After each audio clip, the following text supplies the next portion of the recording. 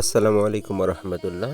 আপনারা জানেন আমি বিগত 2 বছর থেকে এমকে টেলিভিশনের সাংবাদিকতা করে আসতেছি মিঠাপুকুর প্রতিনিধি হিসাবে। সেই নিরিখে আমার ক্যামেরার দরকার, তাই টাকা অনেক কষ্টে ব্যবস্থা করলাম।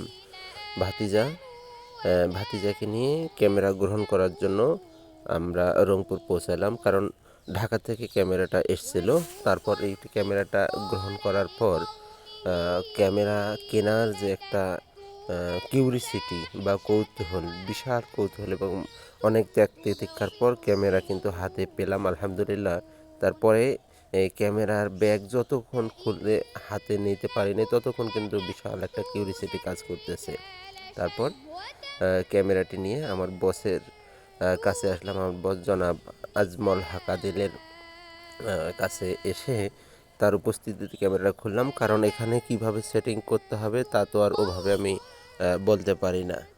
উনি এমকে টেলিভিশনের একজন মালিক, উনি কিন্তু আমাকে দয়া করে এই সাংবাদিকতার লাইনে এনেছিলেন। আলহামদুলিল্লাহ, আল্লাহ পাক তাকে সুস্থ ও নিরাপদে রাখুক, তার জন্য দোয়া এবং শুভকামনা সারা জীবন আমি করব ইনশাল্লাহ।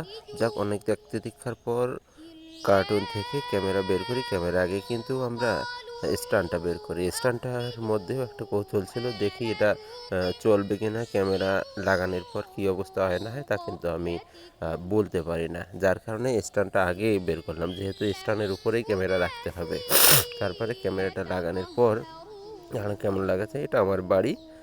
এখন খুবই ভালো লাগতেছে। দোয়া রাখবেন সবাই যেন সুস্থ নিরপেক্ষভাবে আমি ক্যামেরা বলতে কি সাংবাদিকতা করে যেতে পারি, যাতে মানুষের সহায়তায় করতে পারি, উপকারে আসতে পারি, এই দোয়া রাখবেন। তাছাড়াও আমি সাংবাদিকতার পাশাপাশি ক্যামেরা ছাড়াও বিভিন্ন প্রোগ্রাম, বিয়ে, মাহফিল, মিটিংয়ের প্রোগ্রাম নেব। আসসালামু আলাইকুম রহমতুল্লাহ।